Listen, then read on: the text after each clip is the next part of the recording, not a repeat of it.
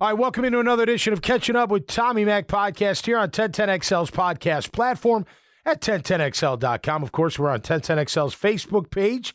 Good morning, Facebook, and also streaming on the relevant app, the group messaging super app that drives real-time, authentic conversations via our podcasting and live interactive chat. Check it out, Apple Store or Google Play. Let me tell you something. It's taking off like crazy.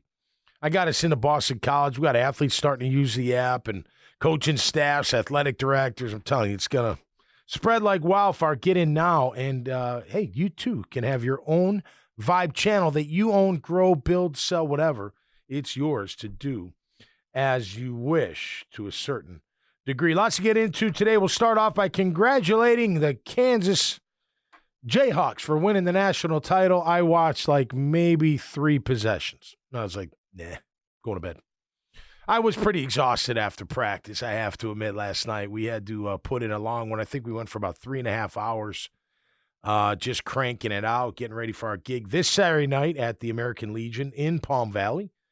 So I laid down and watched come, and then next thing you know, I was like, smell you later. But Kansas gets it done. Was it a good game? Was it a close game at all? It was close when it was like 18-18. Oh, it was a phenomenal game. It was a phenomenal game. So okay.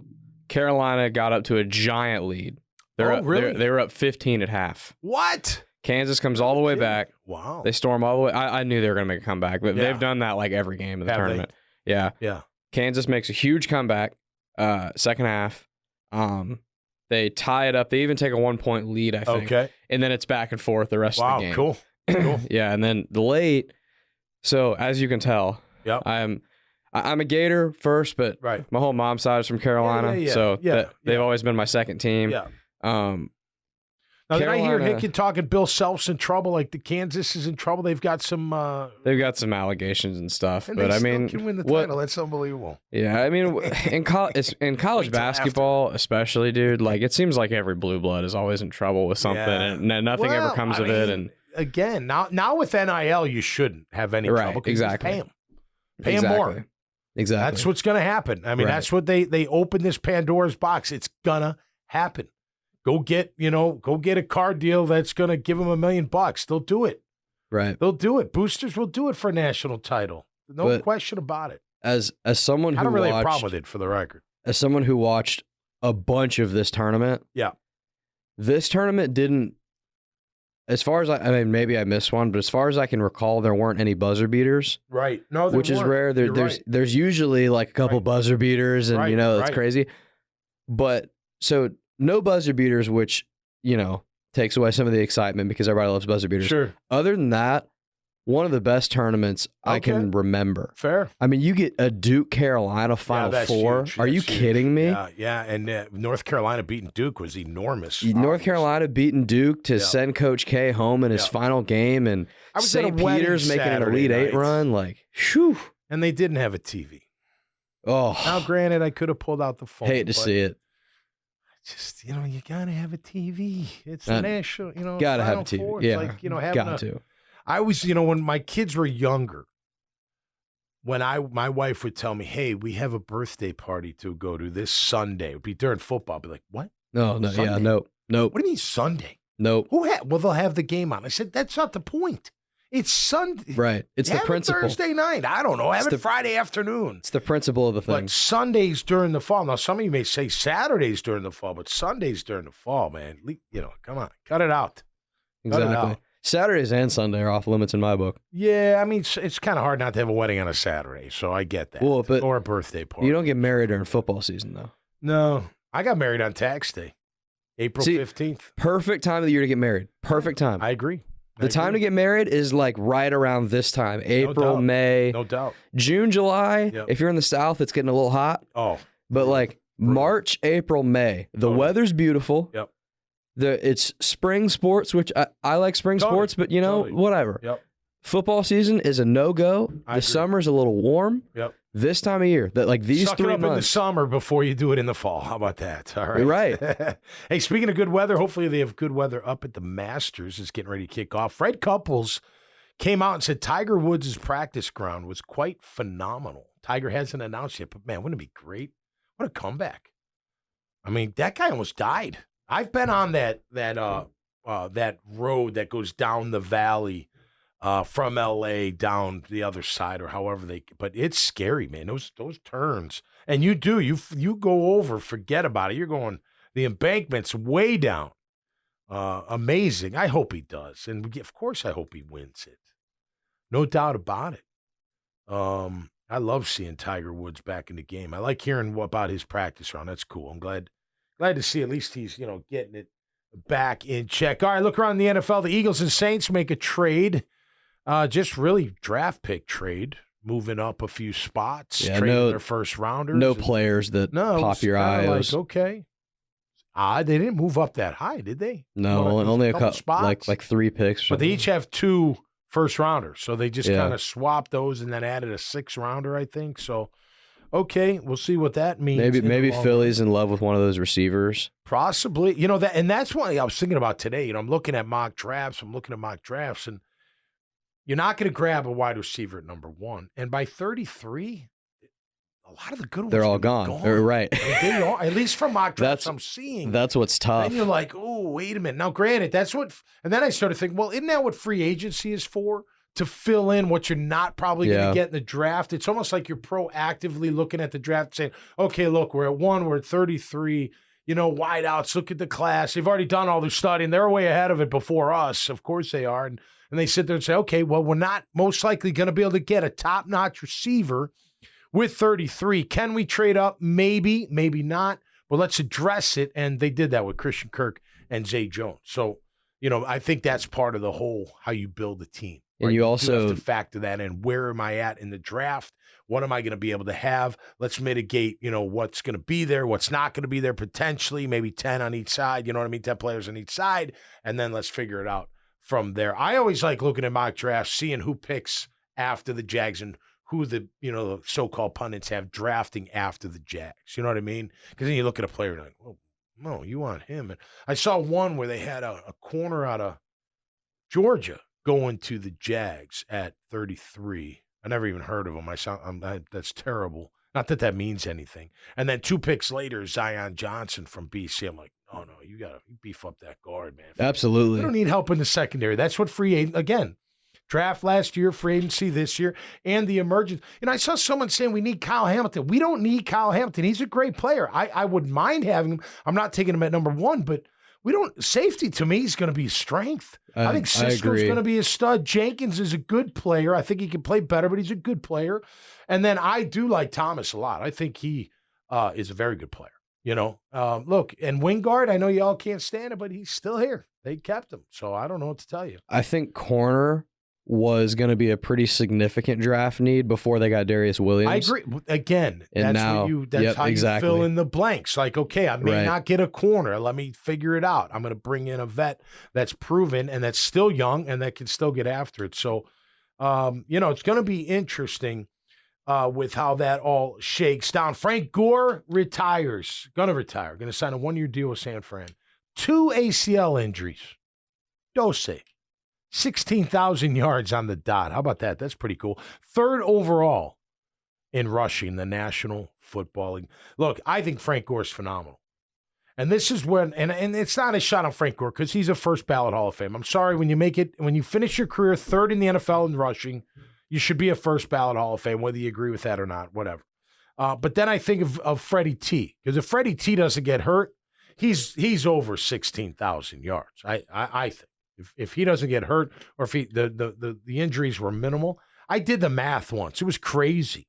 At his yards per carry, and the amount of games that he missed, if he comes in with half of those, he's up near 15,000, 16,000. It's pretty incredible. But hats off to Frank Gore. Congratulations. What a phenomenal, phenomenal career. I mean, tough, elusive, good out of the backfield, played through injury. Dependable. Everything you want out of a running back. Frank Gore gave you. And I think he was a very, very good player. One of those dudes, too, that was like his whole career, like super selfless. Very humble. Like he would be humble, just doing his job. When he was younger, he'd be a feature part of the offense or just a role player, and he was totally fine with that. Yeah. And he'd bust his ass regardless. Yep. And you need dudes like that all over the field. Absolutely. 16 years as a running back. It's crazy. I mean, you get as a running back. You get hit everywhere. Like, there's not a place on your body you don't get hit as a running back. As a linebacker, no, I don't get hit in the calves unless someone steps on me. I don't get hit in the thighs, like in the side, unless it's a freak thing. I don't normally get hit, in the back unless someone's coming in late on a tag. You know what I mean? Like, if running back, they're hitting you all over the place. That must hurt after a while. And it's the hardest hitters on the team, on the defense, and it's the heaviest dudes on the defense. Yeah, totally. Falling on top of you all the time. You got nose tackles and D tackles falling on top of you, and linebackers meeting you in the hole. Yeah. Yeah. Whew. Well, 16 years. He was great. He was fantastic. Devontae Parker goes to the Pats. Pats trying to get Mac Jones another weapon. Miami's been very active. That's going to be interesting to see what they do. Chris Greer and company have done a good job bringing in the talent. Teron Armstead being one of them. Maybe he's got to be healthy. Hey, same with Scherf. If Scherf's not healthy, it's a bad pick. And nothing against Brandon Scherf. When healthy, he's one of the best. But that don't matter when you're not healthy. None of that matters. Like, if you're not there, you miss 6 games, I'm going to question. Because you missed 6 last year or 2 years ago or whatever. You missed a lot of games. So you do have to question that. Same with Teron Armstead. When healthy, a stud left tackle. But if he's not there, he's not a stud anything, at least on the field. You know what I mean? So if you're not out there playing, then there's no value, is what I'm saying. So risky, no doubt. Risky. But maybe they stay healthy for a year or two. I mean, if you get 2 full seasons out of Scherf, win. Fair? I don't need any more than that. I mean, he's an older guy. He's not going to play forever, but if he gives us more than that, great. But hopefully, he can give us at least 2 full seasons. That's what we need out of. I mean, look, health is part of, success in the NFL. Staying healthy is a very, very big part. I meant to mention last week. Let me see if I have it in my notes. Yeah, Cedric Scott, the new strength and conditioning coordinator for the Jags. Congratulations. Part of his deal. Now, here's the thing that's crazy. It used to be bigger, faster, stronger. Bigger, faster, stronger. I got to get my guys bigger. I got to get them faster. I got to get them leaner. I got to get them quicker. I got to get them more flexible. La. Now, you know what the number one thing is? Keeping them healthy. Think about that. That's like a total, they still got to be strong. They still got to be fast. You still got to work on all that stuff. But all that's for naught if they get hurt in the season. You know what I mean? And injuries are freakish. I'm not a kinesiologist, if you will. Like, how does it, like, too much work? Does that affect? I don't know. I go by myself. I know when I tore my knee, I was too heavy. No doubt about it. And I was only heavy by like 6-7 pounds. I thought bigger would have been better. I was an idiot. I should have stayed at 246. I was much quicker. I was still as strong, still hit as hard, still as, whatever. But I didn't. I thought, no, bigger and better. And did that contribute? Maybe. I don't know. Who knows? But, again, all that training, when you go on IR, it's not for naught, but it's kind of for naught. Like, so again, the role of the conditioning and strength coach is not just performance, it's performance plus health. And you better do it. I know our old ways don't work, and I would train totally different today. I wouldn't have trained like I did. I wouldn't have been squatting the amount of weight I squatted, or leg pressing the amount of leg I squatted, or incline, any of that stuff. I would have still lifted a good amount of weight, but you don't need all that stuff. You don't. And by the way, please, just a service announcement. I don't know who's teaching this, but when you squat and stop on a bench or a box, all that weight compresses your spine. It's not good for you. And by the way, part of squatting is being able to stop it at its point and then coming up. That's part of the squat. Sitting down and resting and then coming up. That's not good for you. You're going to regret that. So please stop that. I see it online all the time. I don't get it. You want to touch you want to have a box for reference, or a bench, like how far I need to go down. The minute I feel that thing on my ass, I'm up, right? That's different. But if you're going to sit on it, you're going to compress that spine. Trust me. I compressed enough with not doing that. Don't do it. It drives me.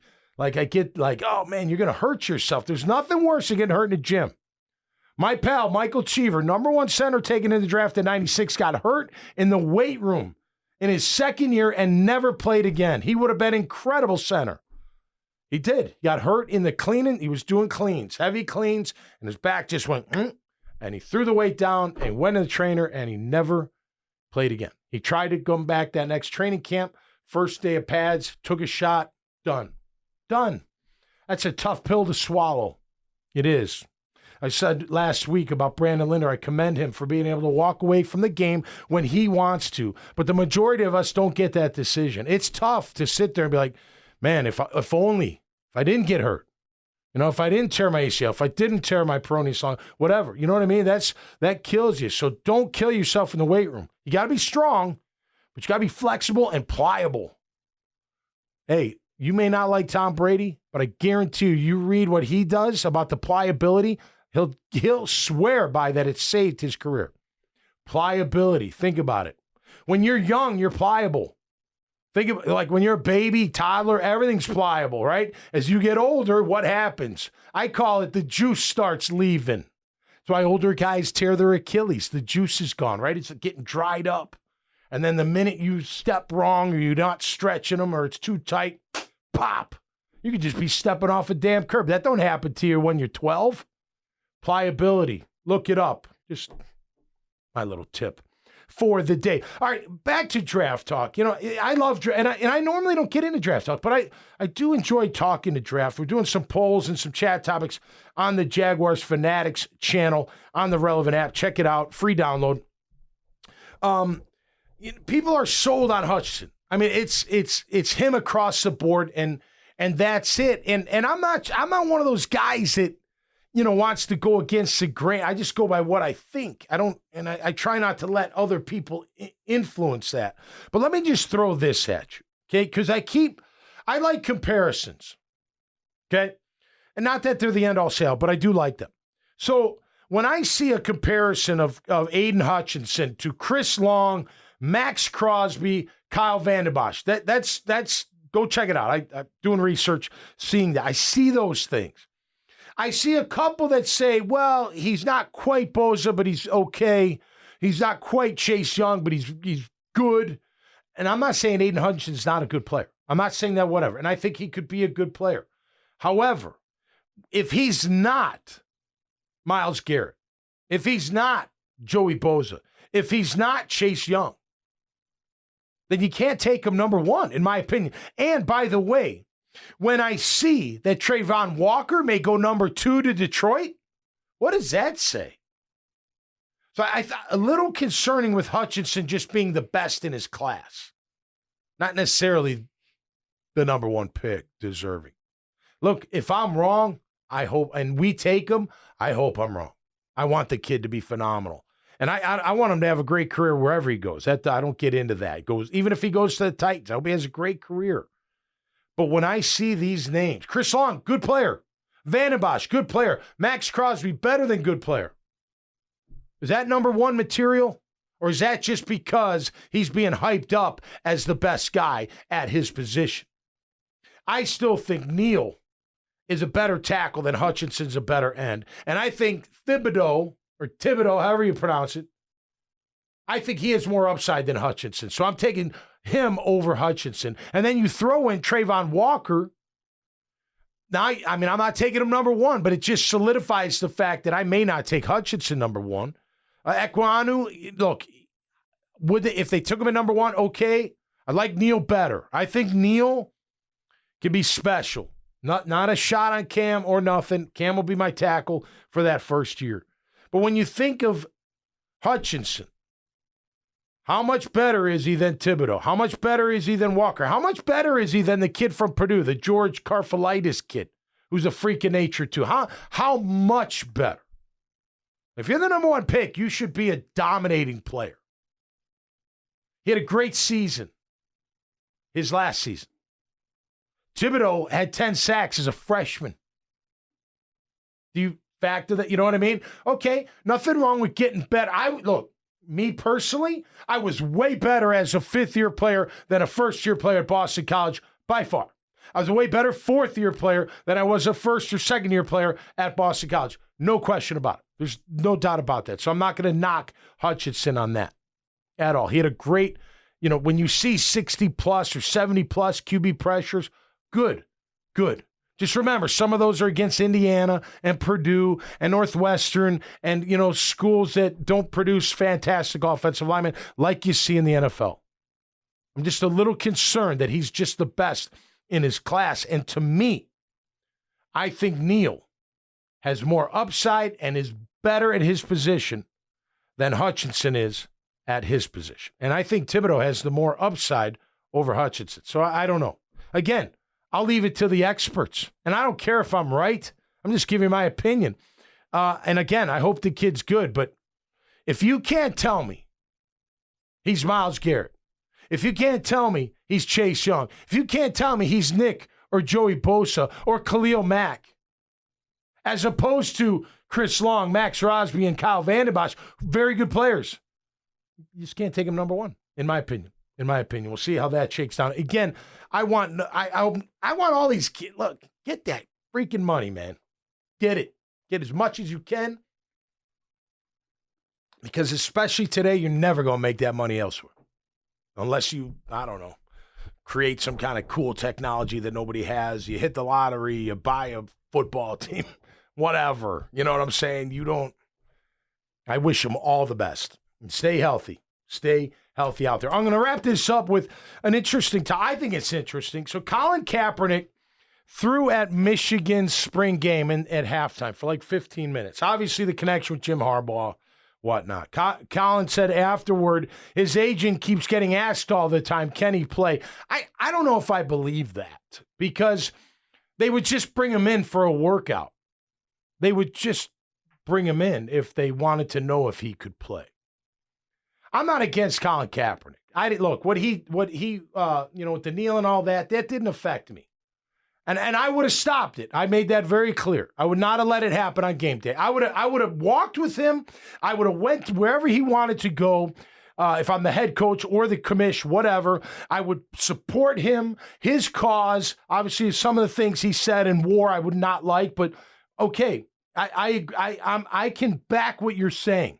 And again, the media makes it look like all cops are bad. They're not.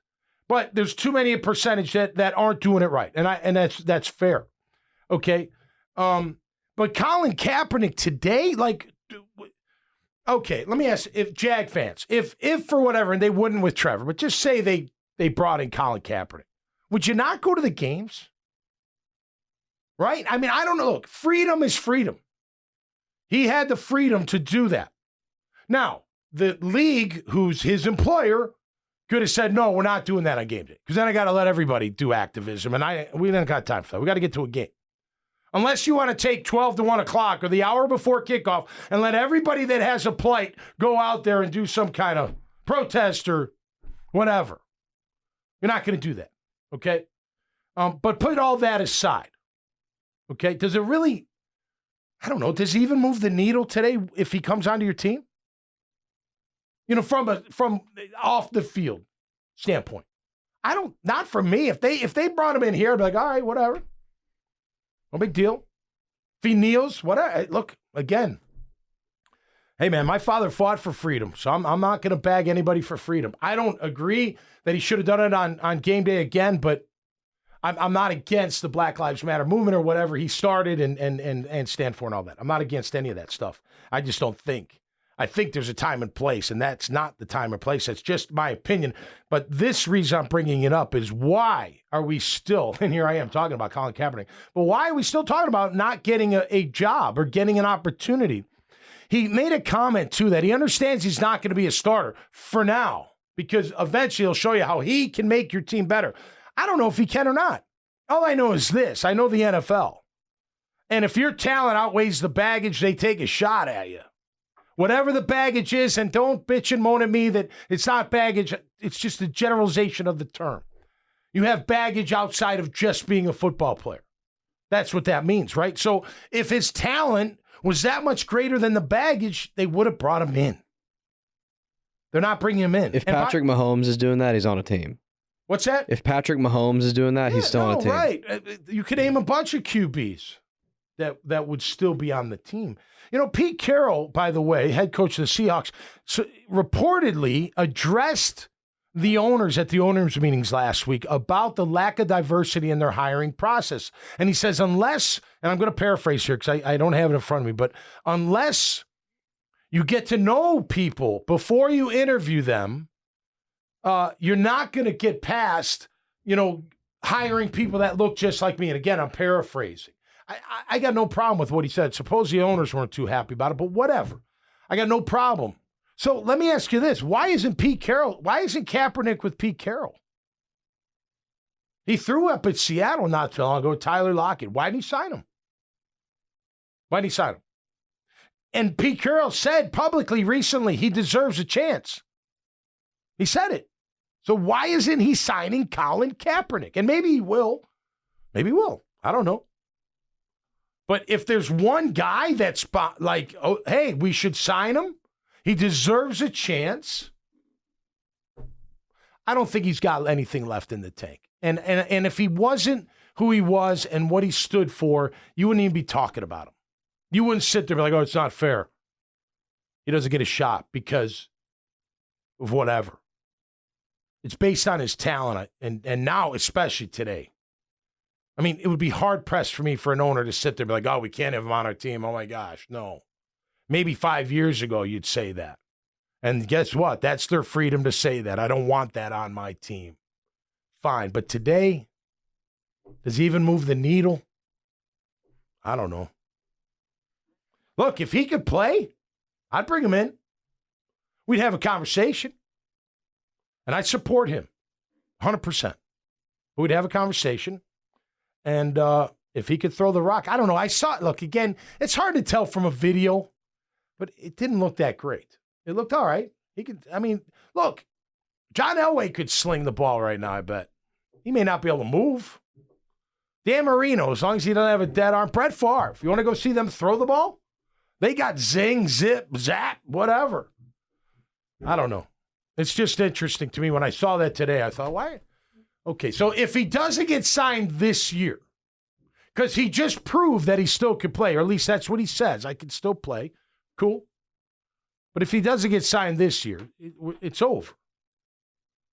Eventually, they don't want you anymore. I'm a perfect example. I'm nowhere near the player that Colin Kaepernick used to be. And he was dynamic. I remember him at the Combine. And I remember going, wow, this kid, where's Nevada? What? Man, he could throw the rock like crazy. And he could run. I mean, he was a weapon and a half. Fast. Oh, just nobody knew what to do with him. Like Kyler Murray, Lamar fast. Like Michael Vick fast. Yeah, Like yes. Michael Vick. They didn't know what to do with Michael at first, but then they figured it out. They figured Colin out. I can't sit here and be naive to think he didn't get a job right away because of his stance.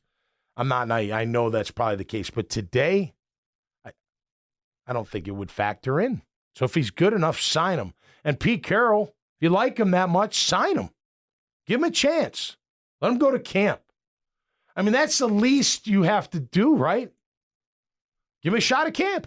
Whatever. I was gonna say when you said like Pete Carroll said he deserves a chance, yeah, but hasn't signed him. It's like that's like a girl that tells you you're gonna make a great boyfriend for somebody. Yeah, right. But we're just friends. Like, okay. No, right. Yeah, I just think, look, if there's a team that's lined up to sign him, it's them. And if they don't, and nobody signs him this year, I don't know. I think the talk should be over. He just doesn't have the goods anymore. All right, that'll do it for us this time around right here on Catching Up with Tommy Mack. Hope you enjoyed it right here on 1010XL's podcast platform at 1010XL.com. Of course, on Facebook, on 1010XL's Facebook page, and streaming on the relevant app, the super app, the group messaging chat app with live interactive podcasts. And check it out on Google Play and at the Apple Store. Free download, RELEVNT. No A at the end. We'll see you next time right here. So be safe, stay cool. We'll see you right here on Catching Up with Tommy Mack. Peace.